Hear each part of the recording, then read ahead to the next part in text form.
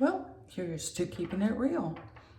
I am gonna do what I've never done before, and that is I'm gonna talk to you while taking care of my skin and doing my makeup.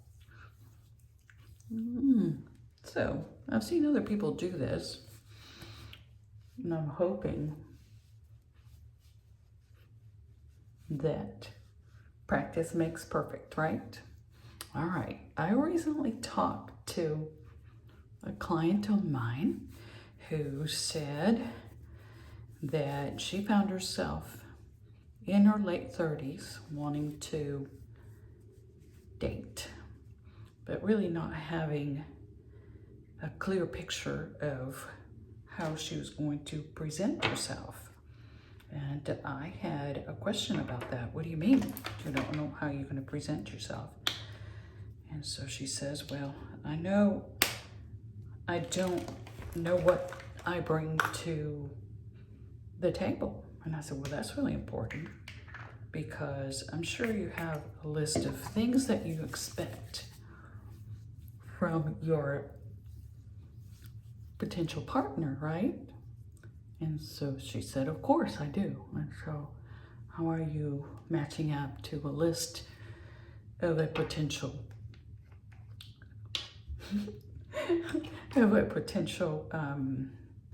customer? And I mean, not a potential customer, but a potential match to you. How are you matching up?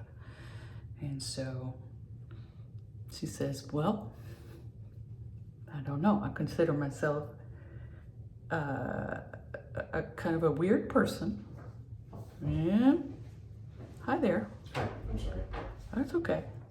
I mean, I'm trying to do this video of my makeup, trying to talk at the same time, and I'm finding it really difficult. Okay.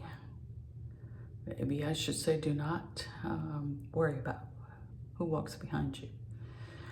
But anyway, so have you thought about what you bring?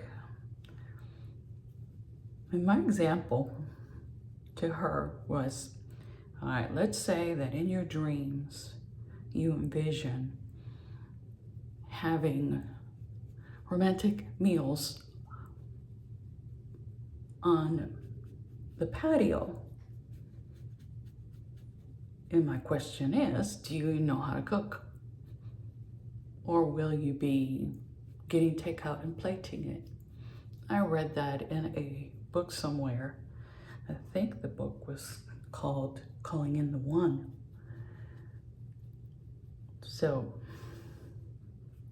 she said, well, you know, I think that my biggest challenge is that I don't think I have made space for someone else in my house. I'm kind of possessive of my space. And I thought that's a cool insight, right? Oh, I forgot to tell you what this is. This is butter bronzer from Physicians Formula, and it's number 6676. I like it. It makes it really easy for me to emphasize the cheekbones. Okay, so what do you think about that? Have you made space for other people? Or does your space not allow for someone else?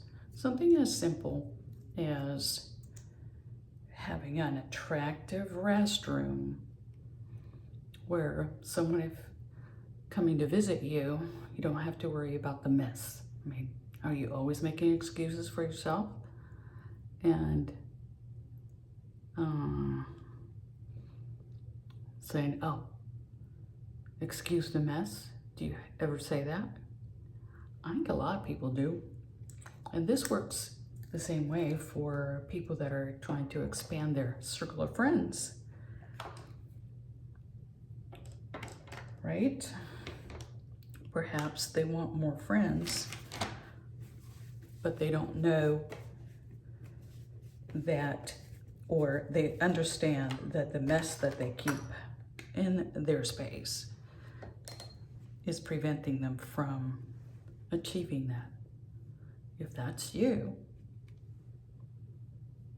that's an action point. First thing I do is just tidy up consistently so that it becomes more of a habit, right?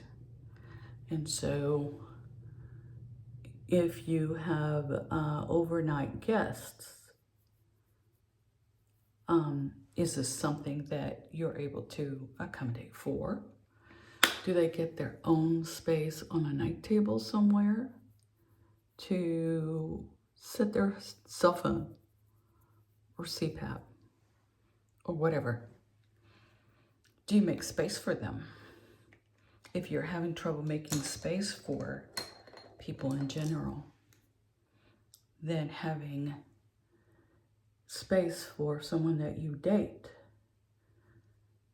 is going to be a lot more difficult than if you already made the space. Look in your closet. Do you have space in your closet for someone to move their stuff in should that time arrive? Tell me. All right, so that's another thing. Are you so picky with your space? For example, you have to have a fan on or a noisemaker or the fan on, and this fan makes a noise. Are you aware that this might be a huge turnoff for somebody? And can you accommodate them in the event that they want to spend a little more time with you? Because temperature is very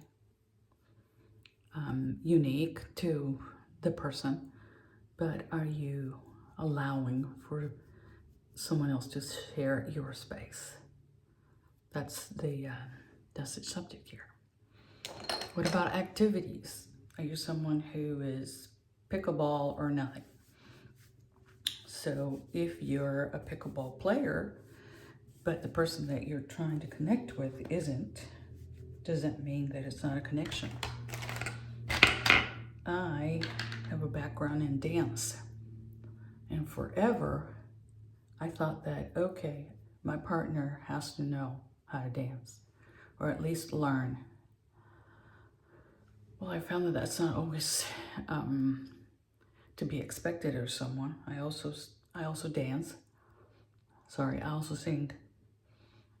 And not everyone's a singer, but if someone's willing to listen to me sing, I'm happy with that.